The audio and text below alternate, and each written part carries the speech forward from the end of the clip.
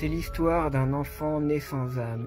Il n'avait aucune empathie. Quand il était petit, il cassait tous ses jouets et jetait des pierres sur les petits chats. C'était une coquille vide, un genre de portail organique pour toutes sortes d'entités. Un jour, 3 entités maléfiques et démoniaques décidèrent d'entrer en lui et lui pousser à tuer son petit frère.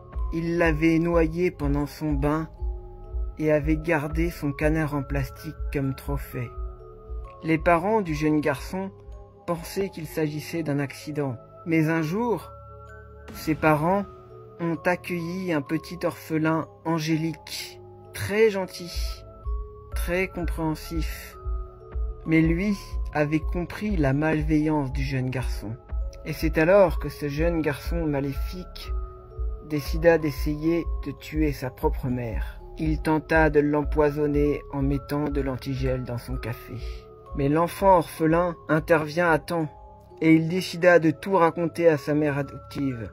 Les preuves sous les yeux, la mère ne pouvait plus nier l'évidence. Son fils était complètement taré. Elle décida d'envoyer son fils dans un hôpital psychiatrique. Et c'est à ce moment-là que toutes les entités démoniaques s'envolèrent et laissèrent la coquille vide. Pendant le séjour en psychiatrie, les entités démoniaques décidèrent d'y enfermer une bonne âme dans ce garçon psychopathe. Et c'est alors que cette jeune âme emprisonnée dans ce jeune garçon fut obligée de subir toutes les conséquences de ce qu'avaient fait les précédentes entités qui ont possédé cette coquille. Pendant plus de 20 ans, ce garçon, coquille vide, était suivi par un psychiatre. Il avait tout fait pour se réhabiliter au monde normal. Il était attaché à un lit avec des bandages.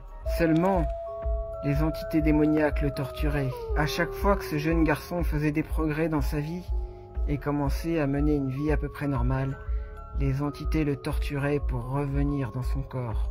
La belle âme, une bonne âme, qui luttait contre ces entités démoniaques, était complètement dépassée. À chaque fois que le jeune garçon faisait une bonne action, les entités démoniaques s'arrangeaient toujours pour posséder le jeune garçon et lui faire des dingueries irréparables. Mais pendant ces moments d'absence, lui ne se souvenait de rien. Il ne savait pas tout le mal qu'il avait pu faire. Et puis un jour, le point de non-retour, il se jeta sur la psychiatre pour l'étrangler. La psychiatre était une mère de substitution pour lui.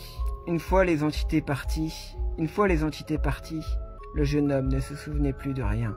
Le jour de son procès, il ne comprenait même pas de quoi on l'accusait.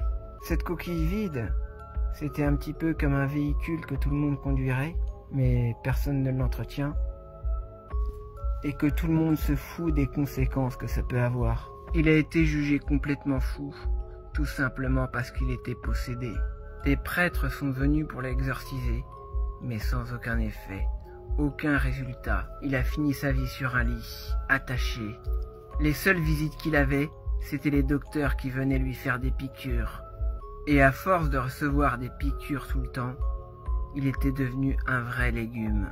Il se scarifiait et avec son sang écrivait des choses spirituelles sur les murs de sa cellule.